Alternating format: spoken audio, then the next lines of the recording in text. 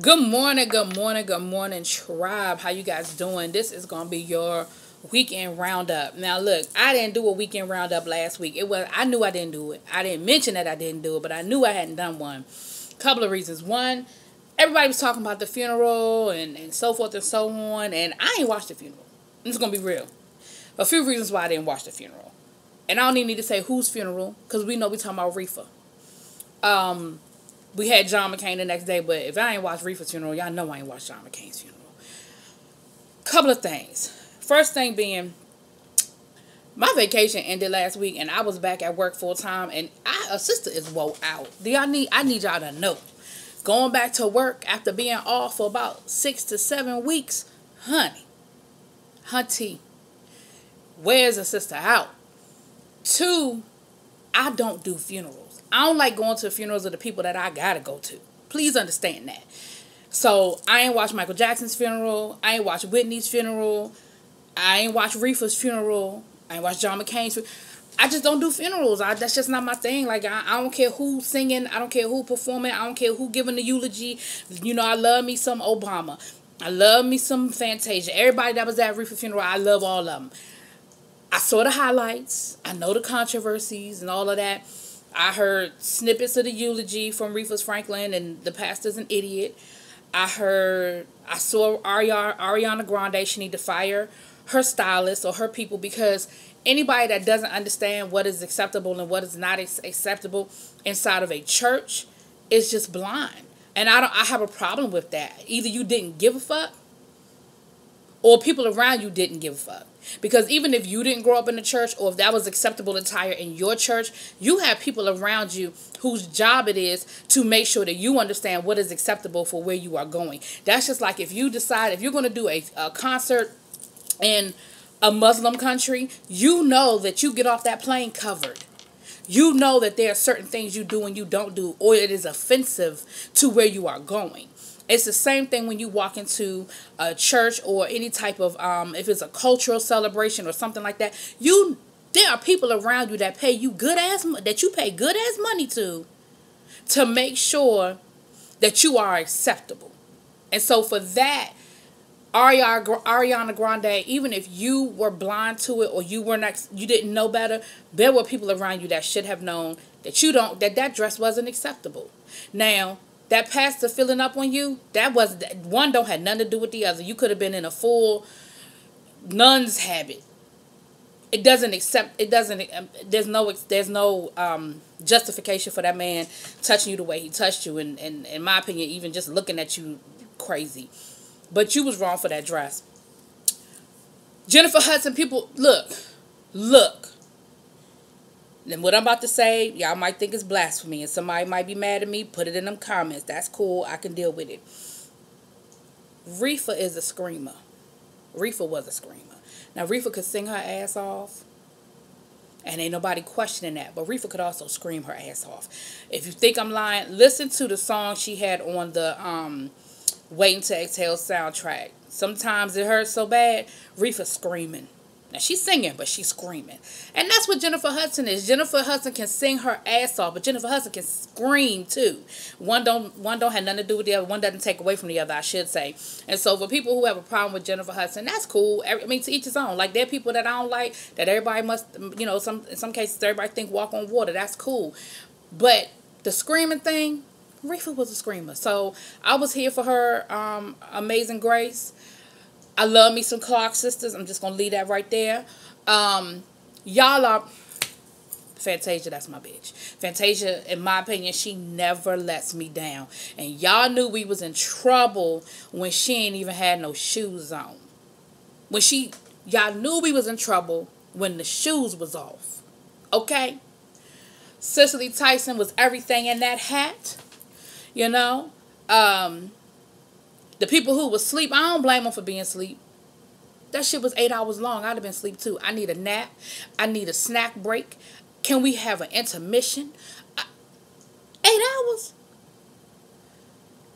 Honey, there are only 2 things I do for 8 hours, and one involves me getting a paycheck. See, y'all mind dirty. The other one is me traveling. I'll sit on the plane for 8 hours if that's going to take me somewhere I want to go. But traveling work. I'm not sitting in no church at no funeral for 8 hours. I'm just not doing it. I don't give a fuck who it is. I'm sorry. And it wouldn't be my mom or my daddy because I'm going to be planning that funeral. And I promise you we ain't going to be there no 8 hours. Love them to death, but we ain't going to be there no 8 hours. So anyway, that's why I didn't talk about the Froom last week. The other reason was, like I said, I was just dead dog ass tired. And I had gotten behind and I was just really trying to get caught up on my videos while doing everything I needed to do to get ready for a full week of work with, for those who don't know, I'm an educator. So to get ready for a full week of work with the churn. Because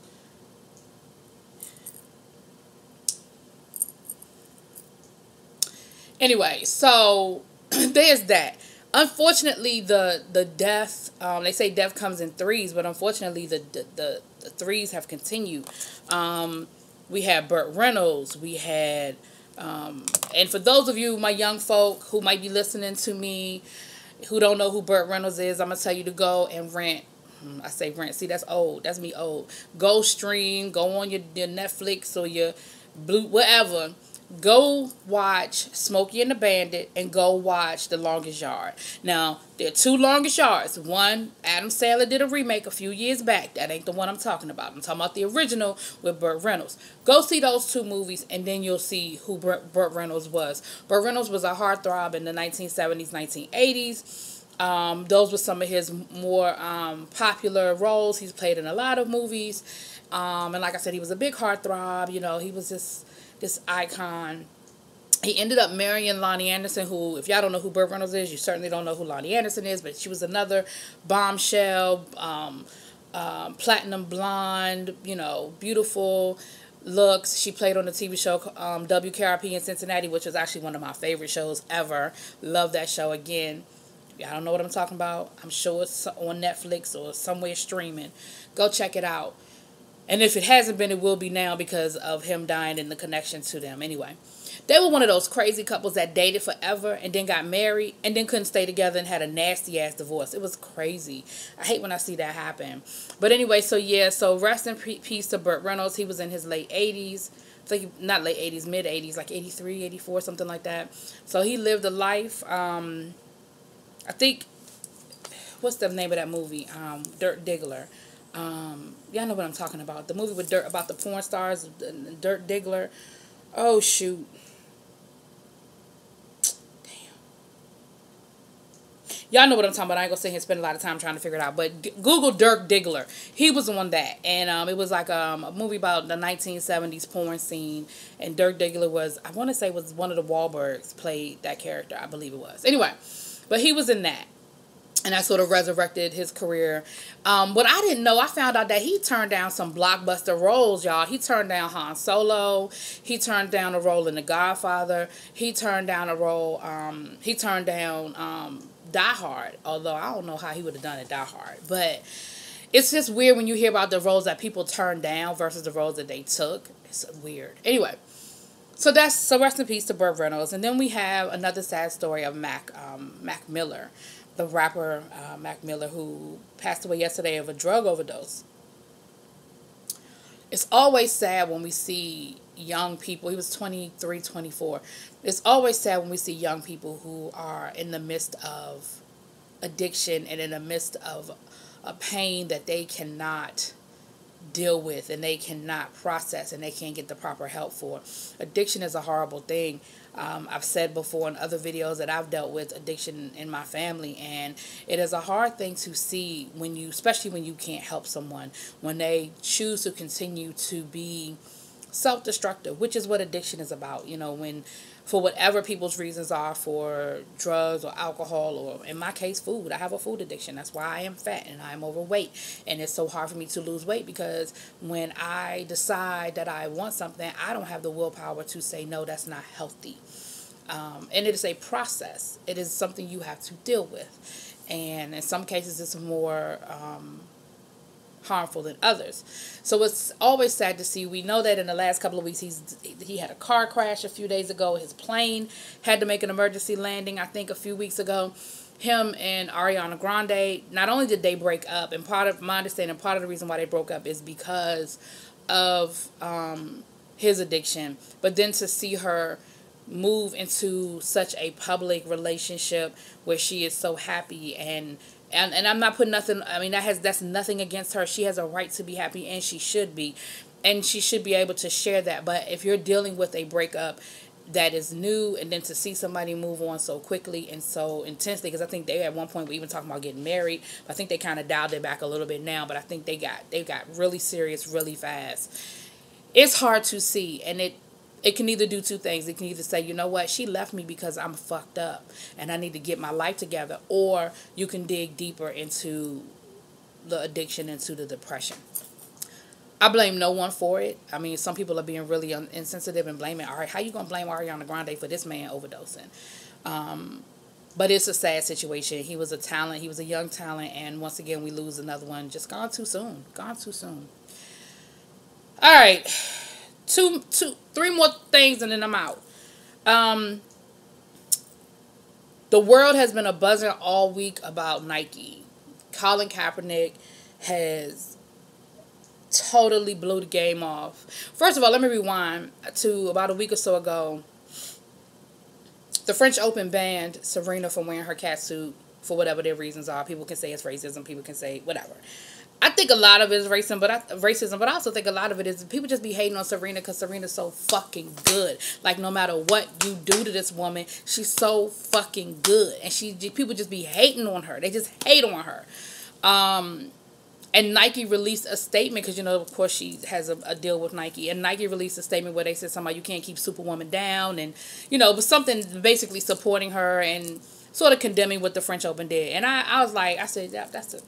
All right, Nike, I rocks with you. And then to find out that Nike and Kaepernick have had a relationship for years from when he was the starting quarterback for the 49ers. He had a deal with them. And when, in the midst of all this controversy, not only did they chose not to drop him, but other companies were wooing him. So they stepped up to the plate and created this wonderful campaign. It's not just about Colin Kaepernick, but if you look at that video, which is a beautiful, beautiful video. I mean, commercial. I say video. Commercial. They are highlighting a lot of people who are minorities, whether it be because of disabilities, whether it be because of gender, whether it be because of race, whether it even be because of religion or even sexuality. They are highlighting to don't just say you want to do it, want to be the best at it. And, don't just be a girl from Compton, be the best player in the world. Don't just say you want to, run races. It was something about that. So the backlash, who gives a fuck? Nike stock dropped for like 2 seconds and now it is like through the roof. The people who decide, anytime I see people burning shit, whether I go even back to the 80s where people was burning the gangster rap CDs, or even in the late 70s where people were burning disco and they were like, disco's dead, which they did actually kind of kill disco. But my thing is, you had to buy it to be able to burn it, boo. So I don't give a fuck that you burning your sneakers. I don't care that you cutting off the Nike swoosh. That make you look stupid as far as I'm concerned. And like, people don't even know what they're talking about. This one lady talking about something, I'll just stick with my Converse, screw Nike. Nike owns Converse, boo-boo. So when you buy Converse, you're supporting Nike. Might want to do a little research. And then Ford came out and supported Colin Kaepernick and Nike as well. So what you going to do? All y'all people that's paying these car notes, what you going to do? You going to let them repossess your car? You're going to go burn your car up? Like, stop it. Why don't we stop reacting and listen to what the fuck this man is talking about from the very beginning, what his reasoning was for kneeling. From the very beginning, if we would just have a dialogue and just talk to each other, I think we could really understand where each other is coming from, right? So, clap it up when they, Nike is even, Kaepernick has his own line that he will be releasing through Nike with, football, well, I don't think it's just football gear, but sports gear and stuff like that. I absolutely will be buying and supporting it. I'm not a big, not real big, like, with sneakers and sportswear and stuff like that anymore, like I used to be when I was younger, like sweatsuits and stuff. I don't wear a lot of that stuff anymore, but trust and believe, I will be supporting and buying me some Kaepernick stuff. And it's funny because I wore a pair of Nikes to school yesterday. I have like one pair of Nikes. And I didn't wear them like supporting Nike. I wore them because they matched my outfit. They matched the outfit I had on. And it was just funny that a lot of people thought that that's why I was wearing them. And I was like, oh, these old dirty beat up things. Well, they weren't dirty and beat up, but they old. I was like, they just matched the color shirt I had on. So I think I'm going to ride down to, we got a Nike outlet not that far. I might ride down to Nike outlet and pick me up a few more pair. Anyway, so that's me. Y'all know I support that 120%. We'll probably talk more about it when we have a podcast. Those of you who watch the podcast, we'll probably be doing a podcast next weekend. I couldn't get one this weekend. Like I said, it's just a lot going on. I had a lot that I had to take care of. And it's the opening weekend for the NFL. I know a lot of people are boycotting. I am not. Judge me. I'm not. But even if I were, a lot of the people that I do the podcast with, they are not. And Sunday would kind of just be off limits, and I'm not available today because actually when I get done doing this video, I have to get ready to get dressed and stuff because I got stuff to do the rest of the day. So I just wasn't able to get it done this weekend. But we'll probably do one next weekend. Anyway, all right. Something I want to get to before I get to my last story. Where's my phone? Moniece Slaughter. Those of you who watch reality TV, Moniece Slaughter is on Love and Hip Hop Hollywood. And she actually just released a statement, like literally just a few minutes ago when I was on the Shade Room. Just wanted to make sure that I had the topics I wanted to talk about. She released a statement that I want to read to you guys. Where it says, as I have a moment to reflect, peace and quiet, just me, myself, and I, there are a few things that I want to get off my chest. I want to thank Mona Scott Young and a few other people, I guess her management or what have you, for this opportunity and platform. It's allowed me to be able to financially provide for myself and my son. Secondly, I have to thank everyone that encourages me and supports me and has grown with me over the past 5 seasons. Y'all, I'm blind. Since season 1 until now, sorry, the grammar. Since season 1 until now, there comes a time when we as adults have to be honest with ourselves. A while ago, I arrived at a place where I realized continuing to come back when I felt myself slipping emotionally and mentally was doing me more harm than good. But after being told not to clean, release, and not be able to pursue other avenues in television, I simply returned to ensure my son was taken care of. At the top of the season, when I was told not to release, anyway, it's crazy. Not to release, I had a complete mental breakdown. I'm sorry, y'all. I had a complete mental breakdown. Y'all, I probably should have just paraphrased. Anyway, I choose intensive outpatient therapy and medication, but today I'm in a place where I absolutely cannot take care anymore. For any reason, I am miserable. I am completely run out of steam. I have no more to give to this franchise. It sucked the life out of me. My depression, my anxiety, my sleep deprivation, my weight loss are at an all-time high, and with a slightly teary stare, I'm begging you, humbly, desperately, please release me. I don't know how else to drive it home, but I felt like I've run out of options. Just release me, let me go, and let's be thankful for 5 amazing seasons. But I need off this ride. For my sanity, for my son, for myself, I need to be released with love. Y'all, this thing almost broke my heart when I read it, and that's why I wanted to read it to you guys. Reality TV, I always say this in all my videos, reality TV is all fun and games until reality becomes real.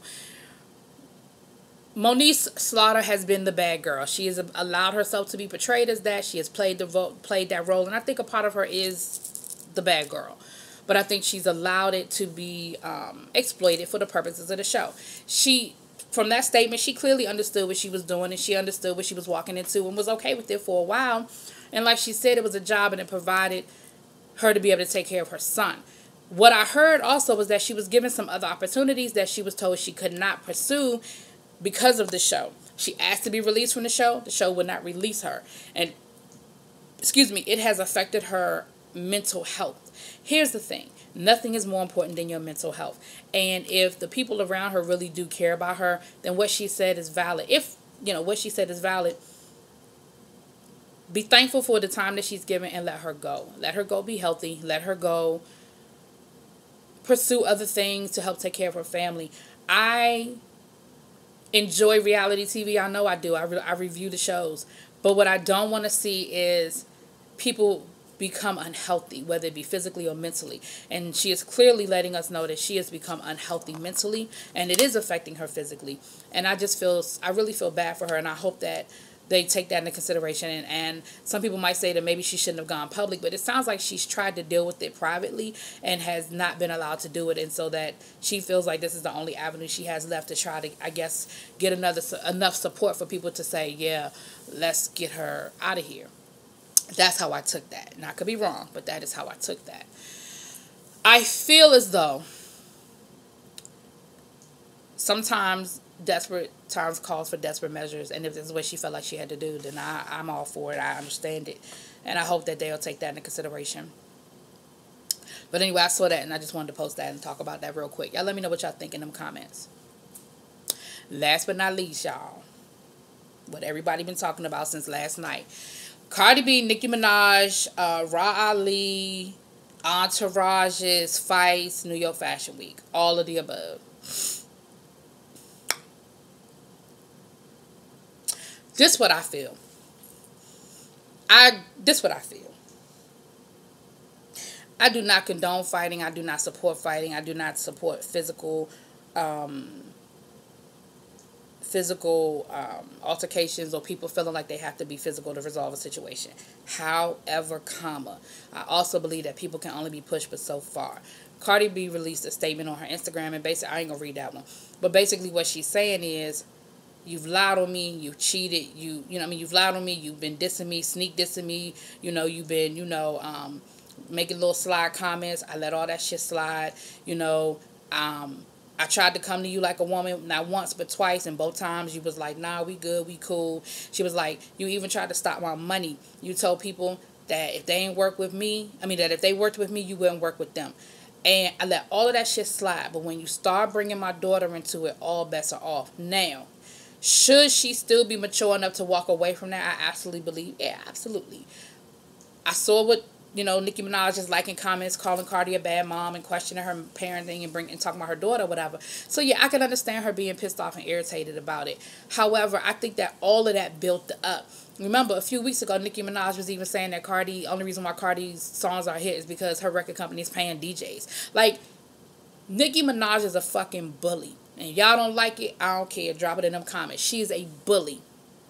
And she's been bullying people for years. The problem was there was really no other female rappers out there to challenge her on that level. I'm not saying they didn't exist, because there was some great female rappers that were out there. They just weren't getting the same shine as Nicki Minaj. But there were no other female rappers on her level that were challenging her. There was some lyrically on her level, but y'all understand what I'm saying. That had the publicity machine behind her and had them out there. So for a long time, she had the monopoly. Every award show, every female rap category, it would be 3 names that people never heard of, and Nicki Minaj. Of course she's going to win. But now she is starting to get some legitimate competition on the level of having a machine behind them and being out there and making moves and making money and selling records and being on award shows and selling out concerts. Like, she's starting to have people, not just Cardi B, but a few other people on her tail too, that are out here that are making some ripples in the female rap industry. And at the end of the day, Nicki Minaj don't know how to handle that shit. You see how she been throwing tantrums for the last month over her album, her Queen album. And in the process, she done thrown everybody under the bus except for herself over why this album is not being successful. Or it's successful, but not on the level of success she wants it to be on.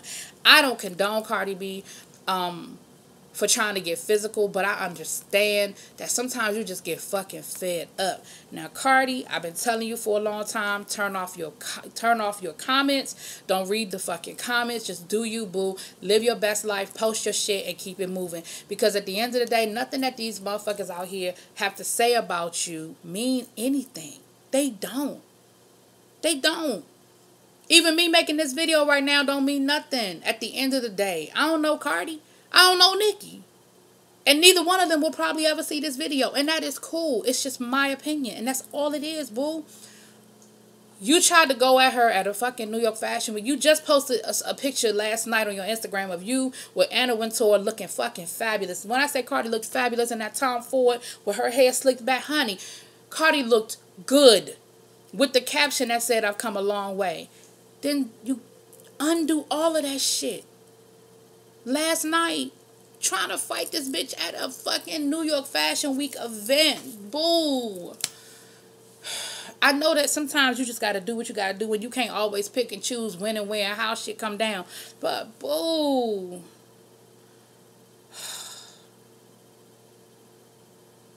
I want to see Cardi win, and I don't think this is going to stop. I think this might slow some things down.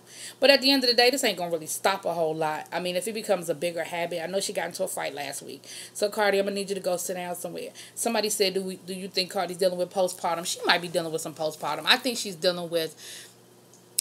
dealing with fame, and I think that she's sensitive. I think she's been her whole life, and I think that the level she's on now is just exasperating that. I think that she is always, because if you even go back to her Instagram, she always reacts to people. When she was just on Instagram, she reacted to what people had to say. Before she became, Love and Hip Hop and Cardi B and stuff, when she was just on Instagram posting videos. So she's always been reactionary, and people know how to push her buttons. Now, this what I don't understand. I don't understand how you the one threw your shoe, but how you get a knot on your forehead. Where'd that come from, Cardi? That wasn't a good look, boo. So I'm gonna say Raleigh 1, Cardi 0. I don't know.